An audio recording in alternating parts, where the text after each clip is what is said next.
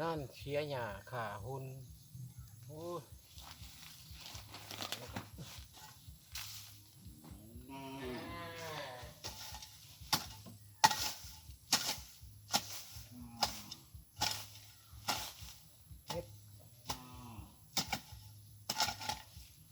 เฮ็ดตั้งแต่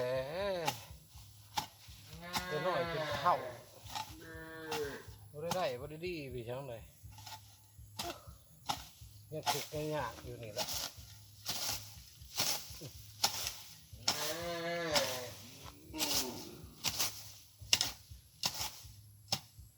บ่มีเนี่ยแหละเฮ็ดมีแต่นอนอยู่แล้วคือว่าจ้างบ่มีก็ต้องเฮ็ดเอง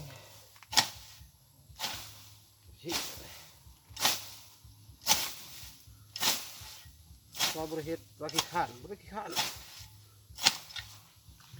คิดรู้เท่านี้มันทำอาหารบ่มีคือบ้านคือเมืองเขานะ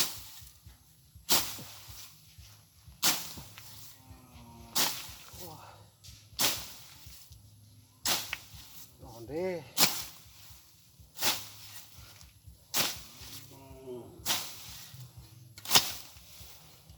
ด้วยเห็นไหม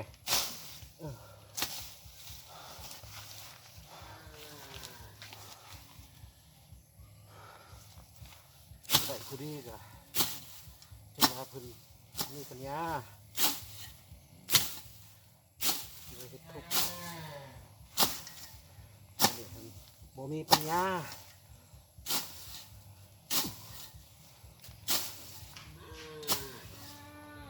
ปัญญาน้อย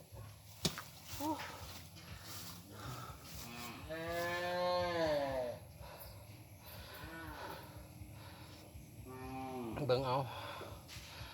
เพื่อจะได้กินพักนะเบิ่งเอา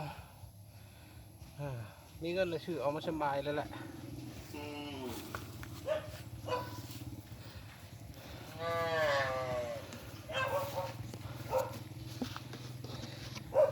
เห็นบ่